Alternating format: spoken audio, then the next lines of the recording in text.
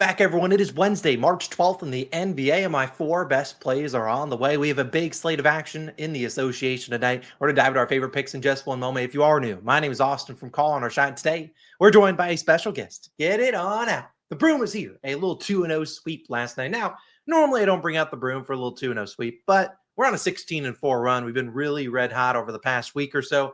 This bad boy's back again. Let's put it away because we need to bring it out again today. But to recap our winners, Giannis over an assist at 5.5. He gets to 7. Jordan Poole under an assist. He only ends with 3. A 2-0 day, 16-4 run. Hence why the gray polka dot polo is back. It's been delivering winners for us. We're not going to mess with the mojo. Let's continue that momentum today. If you are new, do me a favor, go down below, hit that subscribe button, drop a like. If you're a returning viewer, I appreciate you guys for tuning in. If that wasn't good enough yesterday, we had one extra winner in there, and that was our Betr entry. Betr, one of our newer sponsors on the channel. We put a 3-leg entry out there yesterday. Derek Jones Jr., Jordan Poole, and Evan Mobley came back to win. $20 turned into $100. Pretty solid. Reminder, if you're new on Betr, you can sign up using my code SHOT, S-H-O-T, or click the link down below at the top of the description. You'll get this Jokic free pick, and you can tail my entry at the end of the video, and maybe we'll smack another one back to back. Reminder, using that code SHOT, S-H-O-T, also get you a $250 entry match on your first entry. So take advantage of that. We'll talk about Betr at the end of the video. You'll only get this Jokic free pick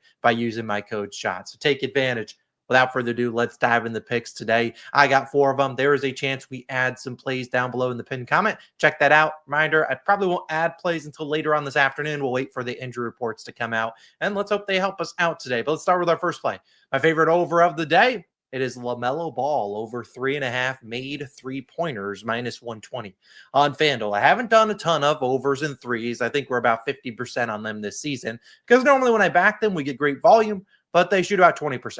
Let's hope that's not the case for Lamelo. He hopefully has gotten his 20% games out of the way because his last 2 games haven't been too great. But today, his matchup against the Atlanta Hawks is number 1, a fast-paced matchup, and number 2, a great matchup for Lamelo Ball to get going. Now, I don't mind his regular over in points, but I don't think he's getting to 26 points. His line's 25.5 unless he's knocking out some threes. And if he hits the over in points and not the over in threes, then GG. But this is minus 120 on FanDuel, a 1-unit play. As always, we're going to go back to PropsMadness. That's the research tool that I use throughout the video. A reminder, if you use code COS, you'll get a 25% off your purchase in case you want to take advantage of that. Let's dive into Mr. Lamelo Ball. Now, in terms of his three-point line, like I said, it has moved a little bit. Minus 130 now is the best odds on DraftKings. I'd play it maybe to minus 145. That's about as high as I would go for this. Lamelo Ball is only over in 16 of his last 30. Now, he is under in 2 straight. This game against the Cleveland Cavaliers, 3 for 10 from 3. And then the most recent game against the Heat, 2 for 12. He started 0 for 8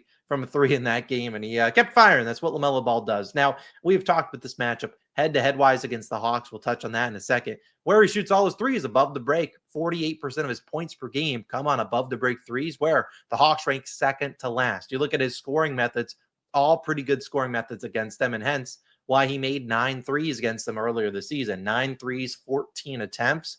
LaMelo's a shot chucker. Are they the most quality shots? Maybe not. But again, he is a shot chucker, and you can't hit an over without at least chucking up some shots. And I expect him to get the volume today. And we've seen, a lot of these games LaMelo might not be playing a ton in. But if you look at his numbers this season, you go to, let's say, I'm pretty confident we get at least 8 threes tonight. 8 threes is a 70% hit rate.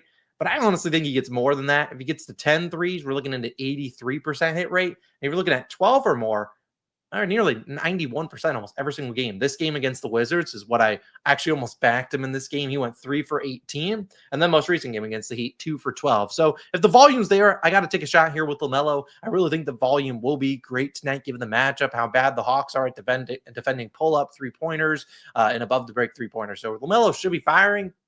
Please just shoot your average tonight. I don't need you to make 9. I just need you to shoot around 35%. And I'm pretty confident if he does that, we probably cash. Let's get LaMelo Ball active, make 4 threes tonight. Now I have another pick that we're going to go to the biggest game of the day. Unquestionable, it is the OKC Thunder on the road taking on the Boston Celtics. Now, there are some injury news here. On the Celtics side of the equation, Jason Tatum is questionable.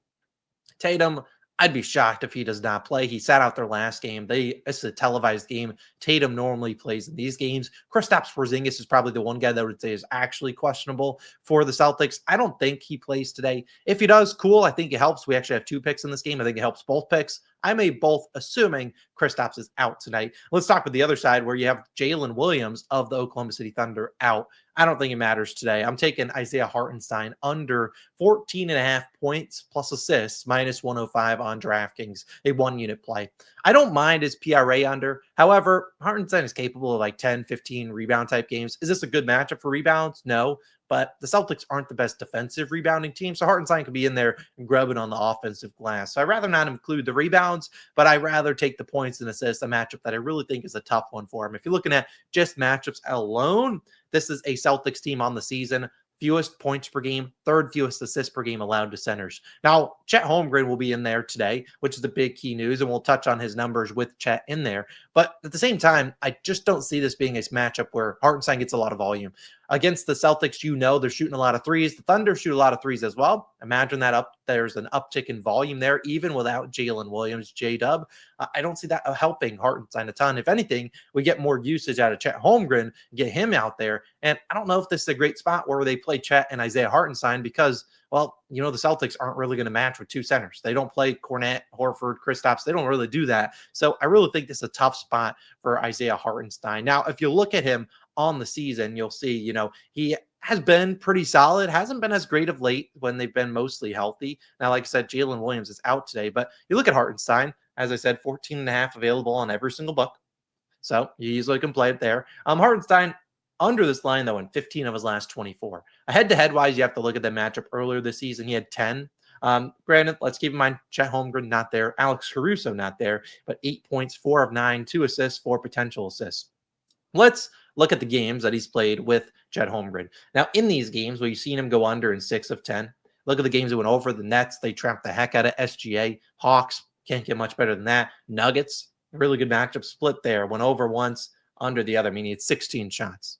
He ain't shooting 16 times again. And then one game over here against the Timberwolves. Good. Tip the cap to him. The other games you're seeing him go under, and we know this is Celtics defense. How does he score his points? Pick and roll, man. They're the 5th best defense there. Free throws, they're the number 1 team. Cutting, kind of hard to magnify that, but I just don't see this being a great matchup for him. Last year, if you were to look at them head-to-head wise against this team, 9. This game only played 15 minutes, only had 4. 9 here in 30 minutes.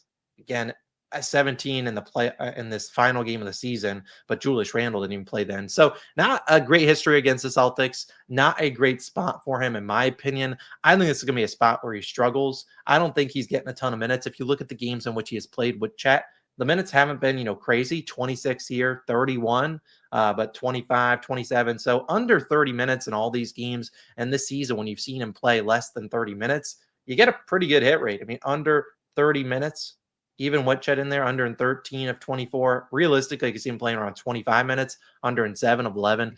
I just hate this spot for Isaiah Hartenstein. I think he's a great player. I love him as a New York Knick, but I don't know about the assists and points here. I mean, I don't know. I just don't see him getting a ton of minutes. They're going to need defenders out there. Hartenstein, a great defender, but he's a much better rim protector than he is out on the perimeter. And going up against the Celtics, and good luck, my friend. I don't know if this is a great spot for Hartenstein. I think this is a great game. And you know what? Let's just segue into my next pick in this game. It's Payton Pritchard, under 16 and a half points plus assists, minus 125 on FanDuel. Now, like I said, if Kristaps suddenly comes in, even better, because I really think if Kristaps is active, this Pritchard line, I think it drops to like 12 and a half, 13 and a half. But I like fading the points and assists here. We know the Thunder are one of the best defenses at limiting assists. And at the same time, I don't see Payton Pritchard getting a ton of usage tonight.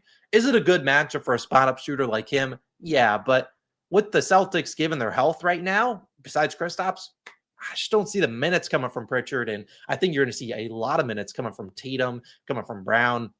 Those guys, assuming they play, which is a question mark as I record this around 9 a.m. in the morning, but I assume those guys are playing. And we've seen, I'll pull up the most recent game that Tatum played in. They kind of take these games against big teams as kind of a barometer for their success going forward. And we saw in their most recent game against the Los Angeles Lakers, another team that, you could see in the finals, their guys got a ton of minutes. Tatum played 45 minutes. Brown played 42. Drew and Derek White, 36 a pop. Al Horford got 36. And when he wasn't out there, Cornette was matching his minutes. So again, almost Horford / Cornette, Tatum, and Brown are going to be on the court nearly every single minute. Pritchard did get to 23 minutes, didn't play too well. I mean, 1 for 5, two rebounds, 2 assists, 3 points. So not a great game for him. Sam Hauser got the minutes, but again, not a lot of minutes to go out there. If Kristaps is in here, you're going to see potentially even less minutes for him. But we've seen, and we'll pull up his numbers. This is Tatum, but let's talk about Payton Pritchard, though. Payton Pritchard, you're seeing a line. I took the points and assist line, which now has dropped to 15.5. I still like it there. Pritchard is either hitting you 20 points and we're getting cooked, or he's probably soaring under. He played earlier this season head-to-head wise against them. He put up a big 1 assist, 0 points. He stunk in that game. If you were to go to that one for the Celtics, what was this date? January 5th. What happened in that game?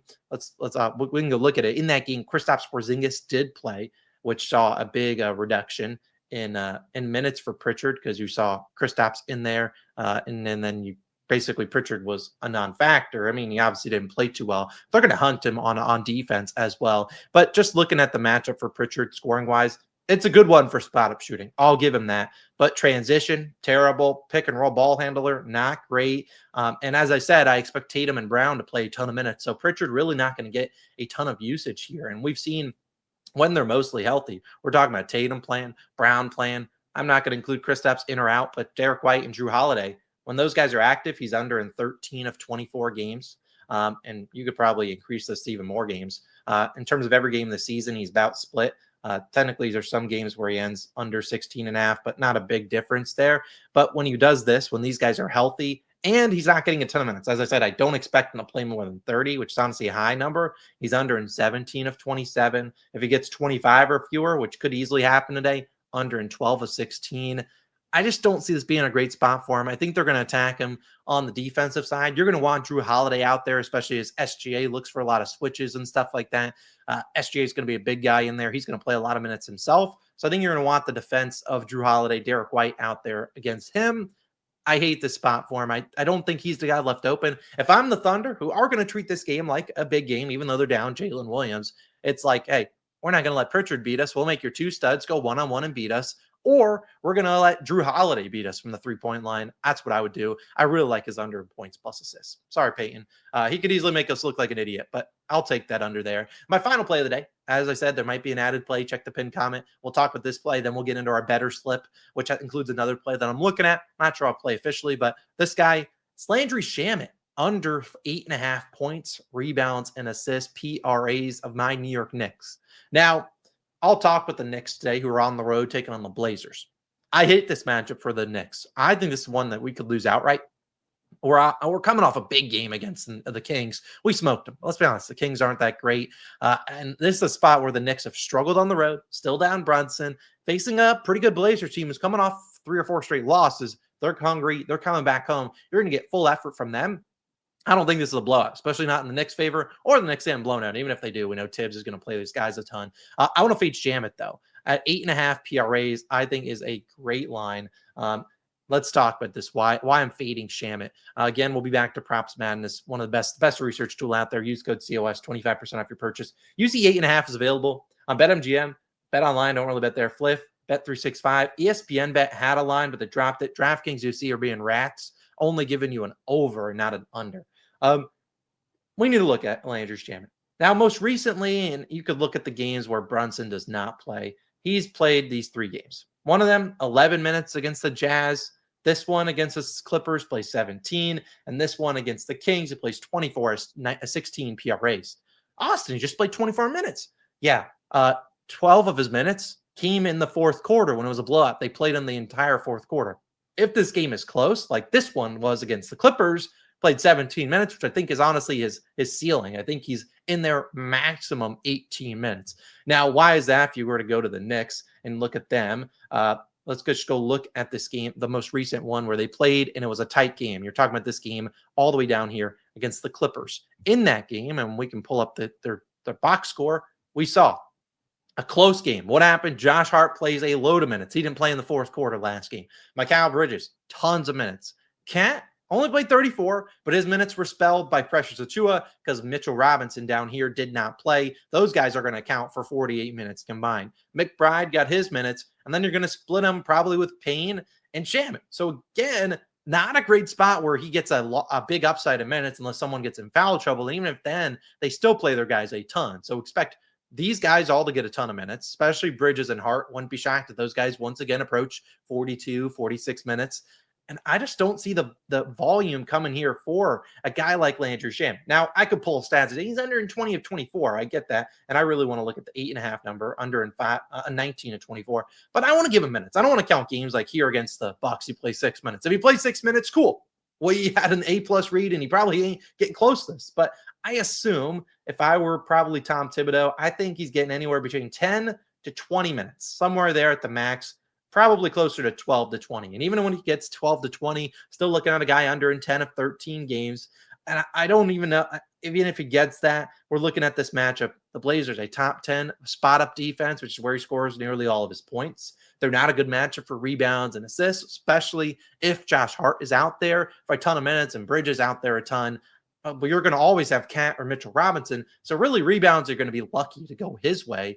And when this happens, he just doesn't have a great hit rate. And I mean, he could maybe get up to 18 minutes, still under. If you look at his 3-point prop, plus 170 on the over, minus 210, almost minus 250 on the under. So we'll look at in these games just on the season. I mean, 12 to 20 minutes, let's say, and he makes less one or fewer threes, which is what the odds are saying is like, hey, we don't really think he's knocking down 2 threes on us. It's minus 250. When you look at him making 2 or fewer threes, as I scroll 9 million threes, if we look at 1 or fewer threes, under in 9 of 10 games, only over was against the Pacers. 11 points, 5 of 9 shooting, super fast-paced team. I don't see that being the case tonight. I think he's going to have to get really lucky to go over this line. So I'll fade Shamet.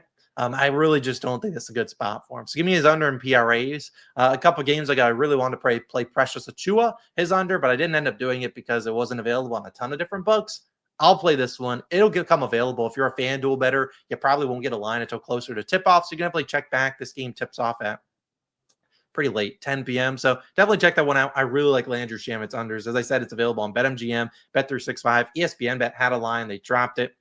You have a couple different books, pretty well-known books. You can play it there. I really like Shamet's under. If the PRA line moves too much, take the points or the points plus rebounds, which is sitting at 7.5, not too juiced on BetMGM or Bet365 and whatnot. So get it there. Definitely take advantage. So officially my 4 picks in the video. Then we'll get into our better slip.